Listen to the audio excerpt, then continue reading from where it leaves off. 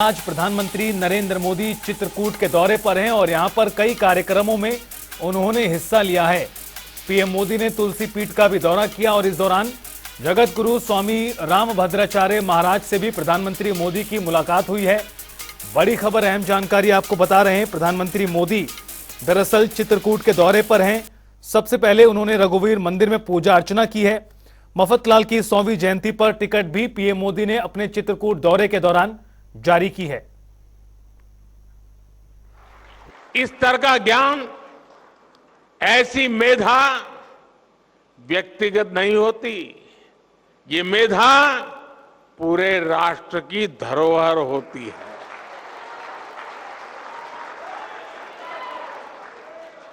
और इसलिए हमारी सरकार ने 2015 में स्वामी जी को पद्म विभूषण से सम्मानित किया था।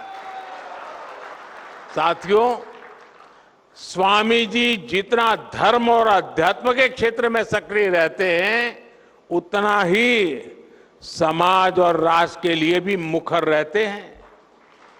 मैंने जब स्वच्छ भारत अभियान के 9 रत्नों में आपको नामित किया था, तो वो जिम्मेदारी भी आपने उतनी ही निष्ठा से उठाई थी। मुझे खुशी है कि स्वामी जी ने देश के गौरव के लिए जो संकल्प किए थे, वो अब पूरे हो रहे हैं।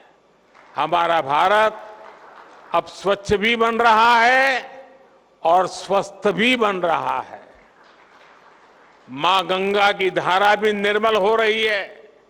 हर देशवासी का एक और सपना पूरा करने में जगत गुरु रामभद्राचार्य जी की बहुत बड़ी भूमिका रही है। अदालत से लेकर अदालत के बाहर तक जिस राम मंदिर के लिए आपने इतना योगदान दिया, वो भी बनकर तैयार होने जा रहा है। और अभी 2 दिन पूर्व ही मुझे अयोध्या में श्री राम जन्मभूमि तीर्थ क्षेत्र ट्रस्ट द्वारा प्राण प्रतिष्ठा समारोह में शामिल होने का निमंत्रण मिला है। इसे भी मैं अपना बहुत बड़ा सौभाग्य मानता हूं। सभी संतगण आजादी के 75 वर्ष से आजादी के 100 वर्ष के सबसे अहम कालखंड को, यानी 25 साल, देश जो अब उसे अमृतकाल के रूप में देख रहा है। इस अमृतकाल में देश विकास और अपनी विरासत को साथ लेकर चल रहा है। हम अपने तीर्थों के विकास को भी प्राथमिकता दे रहे हैं। चित्रकूट तो वो स्थान है जहां आध्यात्मिक आभा भी है और प्राकृतिक सौंदर्य भी है। 45,000 करोड़ रुपए की केन बेतवा लिंक परियोजना हो, बुंदेलखंड एक्सप्रेस वे हो, डिफेंस कॉरिडोर हो, ऐसे प्रयास इस क्षेत्र में नई संभावनाएं बनाएंगे। मेरी कामना और प्रयास है चित्रकूट विकास की नई ऊंचाइयों पर पहुंचे। एक बार फिर पूज्य जगत गुरु श्री रामभद्राचार्य जी को मैं आदरपूर्वक प्रणाम करता हूं। उनके आशीर्वाद हम सबको प्रेरणा दे, शक्ति दे, और उनका जो ज्ञान का प्रसाद है वो हमें निरंतर मार्गदर्शन करता रहे। इसी भावना को प्रकट करते हुए मैं हृदय से आप सबका बहुत बहुत धन्यवाद करता हूं। जय श्री राम। ओम आब्रह्मन्। और चलिए खबरों में आगे बढ़ते हैं और गाजीपुर से आपको बड़ी खबर से रूबरू करा दें, जहां मुख्तार अंसारी को 10 साल की सजा सुनाई गई है। कैद के साथ 5 लाख का भी जुर्माना लगाया गया है। गैंगस्टर मामले में आपको बता दें कि मुख्तार अंसारी को यह सजा का ऐलान कर दिया गया है। बड़ी खबर, कैद के साथ साथ 5 लाख रुपए का जुर्माना भी ठोका है कोर्ट ने। और हमारे सहयोगी प्रमोद कश्यप हमारे साथ जुड़ गए हैं ज्यादा अपडेट्स के साथ। प्रमोद, जिस तरह से बताया जा रहा है 2009 का पूरा मामला है और इस मामले में मुश्किलें जो है वो बढ़ गई हैं। मुख्तार अंसारी की 10 साल की सजा कोर्ट द्वारा सुनाई गई है। मैं बताऊं कि मुख्तार अंसारी को जो है कि 2009 का मामला एक गैंगस्टर का मामला है, जिसमें कि 10 वर्ष की सजा हुई है, 5 लाख रुपए की जुर्माना हुआ है। जबकि सोनू यादव को जो है कि 5 साल का सजा हुआ है और 2 लाख का जुर्माना हुआ है। आपको बताऊं कि जो 2009 का मामला था वो सुवापुर के कपिलदेव सिंह हत्याकांड का मामला है, जो कि 13 साल के बाद ये जो कोर्ट ने फैसला सुनाया है, इससे जो है कि अफजल मुख्तार अंसारी का जो है कि मुश्किलें काफी बढ़ गई है। और बताना चाहूंगा कि जिस तरह से इससे पहले जो है कि कपिल देव इसका जो है कि एक जिसके पहले जो सजा हुई थी उसे बिल्कुल प्रमोद, कहीं ना कहीं मुश्किलें जो है मुख्तार अंसारी की अब इस मामले में और बढ़ गई हैं। वहीं पीड़ित परिवार को भी इंसाफ मिलने का काम है। बहुत बहुत शुक्रिया आपका प्रमोद, तमाम जानकारी देने के लिए। तो आपको बता दें कि किस तरह से मुश्किलें बढ़ी हैं मुख्तार अंसारी की। गैंगस्टर का पूरा मामला है जिसमें दोषी ठहराया गया और आज सजा का ऐलान हुआ है। 10 साल की सजा और 5 लाख रुपए का जुर्माना लगाया गया है। इस मामले में दूसरे दोषी सोनू यादव को 5 साल की सजा हुई है, 2 लाख का जुर्माना लगाया गया है। यानी मुख्तार अंसारी के साथ साथ इस मामले में सोनू यादव को भी सजा का ऐलान हुआ। गैंगस्टर मामला है जिसमें मुख्तार अंसारी को अपर सत्र न्यायाधीश court number 3 MP MLA court द्वारा दरअसल ये पूरी सजा का ऐलान किया गया।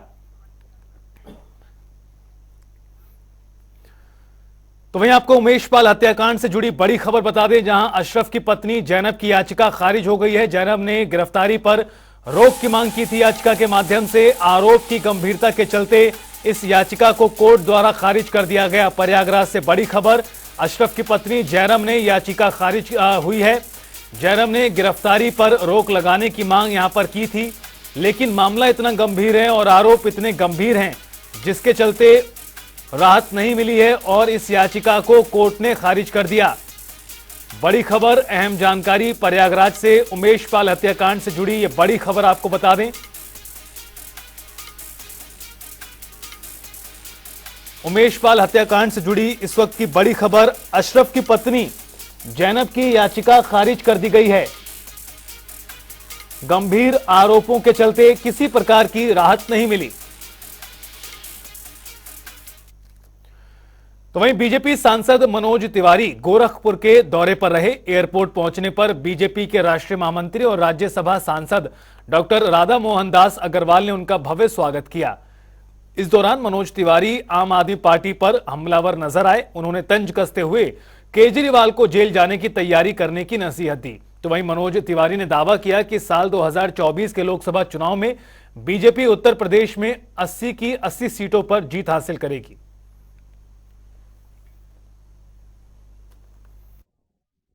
जिन लोगों ने मंदिर रोकने की कोशिश की, अब वो इसलिए परेशान है कि मोदी जी को उसका क्रेडिट क्यों मिल रहा है। क्रेडिट नरेंद्र मोदी जी ने ही पूरे देश के 140 करोड़ लोगों को दे दिया। ये भैया हम तो कोर्ट हम नहीं है ना, कोर्ट बेल नहीं दे रही है और अब बारी अरविंद केजरीवाल। लखनऊ के KGMU में 2 दिवसीय काक्रेन कॉन्फ्रेंस का आयोजन किया गया। कार्यक्रम में मेडिकल स्टडीज के प्रमुख सचिव पार्थ सारथी सिंह शर्मा बतौर मुख्य अतिथि मौजूद रहे। तो वहीं इस दौरान मौजूद KGMU के कुलपति डॉक्टर सोनिया नित्यानंद ने कार्यक्रम का शुभारंभ किया। देखिए KGMU से सत्यव्रत शास्त्री की ये रिपोर्ट। लखनऊ में आयोजनों के अनुक्रम में आज कॉन्क्रेन कॉन्फ्रेंस का 2 दिवसीय आयोजन हुआ है। आयोजन में प्रमुख सचिव चिकित्सा स्वास्थ्य पार्थ सारथी सिंह शर्मा और साथ ही साथ कुलपति KGMU ने कार्यक्रम का शुभारंभ किया। कार्यक्रम का मुख्य उद्देश्य है कॉन्क्रेन सोसाइटी, जो कि अंतर्राष्ट्रीय सोसाइटी और जिसका काम है किसी भी रोग पे अलग अलग डेटा कलेक्शन करना। इन डेटाओं के बेस पे ही मरीजों का इलाज और अच्छा संभव हो पाता है। ये कहना कहीं ना कहीं गलत नहीं होगा। और 2 दिवसीय कार्यक्रम का मुख्य उद्देश्य है नए नए चिकित्सकों को ये बताना कि किस रोग पे किस तरह का डेटा आया है कि जिसपे हम काम कर सकें और रोगों पे हम अच्छे से अच्छा नियंत्रण करके उसका उपचार कर सकें। निश्चित रूप से KGMU द्वारा हो रहे इस तरह के आयोजनों से कहीं ना कहीं नए चिकित्सकों को ज्ञान और निश्चित रूप से उनके जो इलाज की तकनीक है उसको और बेहतर कर पाना और अच्छा होगा, ये कहना गलत ना होगा। कैमरा पर्सन आशीष के साथ सत्यव्रत शुक्ल, जनता TV लखनऊ। हापुड़ में शासन के आदेश के बावजूद पिलखुआ पीपीसी प्रभारी 4 साल से कुर्सी पर जमे हुए हैं, वो भी तब जब प्रशासन तबादले का आदेश जारी कर चुका है।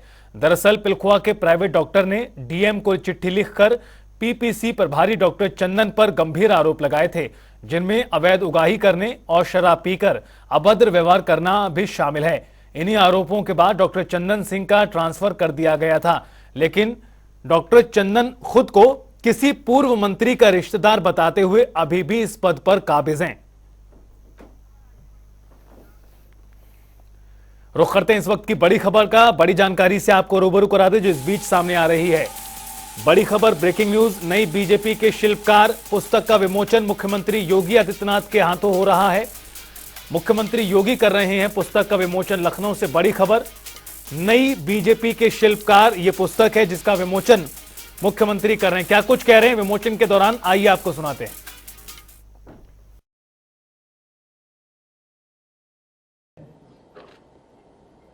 या इससे इतर भी कुछ और, अगर ये सब देखना है तो भारतीय जनता पार्टी के संगठनात्मक कौशल को, जो पिछले 9-10 वर्षों के अंदर दुनिया की सबसे बड़ी राजनीतिक पार्टी के रूप में आज हम सबके सामने है, इसे आप देख सकते हैं। पार्टी सबसे बड़ी राजनीतिक दल दुनिया के अंदर तो है ही, लेकिन अपने संस्थापकों के द्वारा जिन मूल्यों और आदर्शों को ध्यान में रखकर के स्थापित की गई थी, उन सब के संरक्षण के साथ साथ, उन सबको अंगीकार करने के साथ साथ, जो भी पार्टी के संस्थापकों ने जिन बातों का उल्लेख स्थापना कालखंड में की थी, सरकार बनने के बाद उनका प्रभावी क्रियान्वयन, यह दूसरा पक्ष भी। अक्सर क्या होता है राजनीतिज्ञों के बारे में, अविश्वास का एक नया दौर शुरू होता है, और ये तब शुरू होता है जब कथनी और करनी में कोई समन्वय नहीं होता, आचार और विचार में समन्वय नहीं होता। जब व्यक्ति बोलता कुछ और है और करता कुछ और है। सरकार बनने के पहले और सरकार बनने के बाद जब उसमें व्यापक अंतर देखने को मिलता है, तब वह विश्वास का प्रतीक बन जाता है। लेकिन भारतीय जनता पार्टी आज जिस दौर में है, जो कहा वही किया और जो किया उतना ही बोला। यह भारतीय जनता पार्टी ने प्रधानमंत्री मोदी जी के नेतृत्व में आज की भारतीय जनता पार्टी वही कहती है जो कर रही है, वही कर रही है जो बोलती है।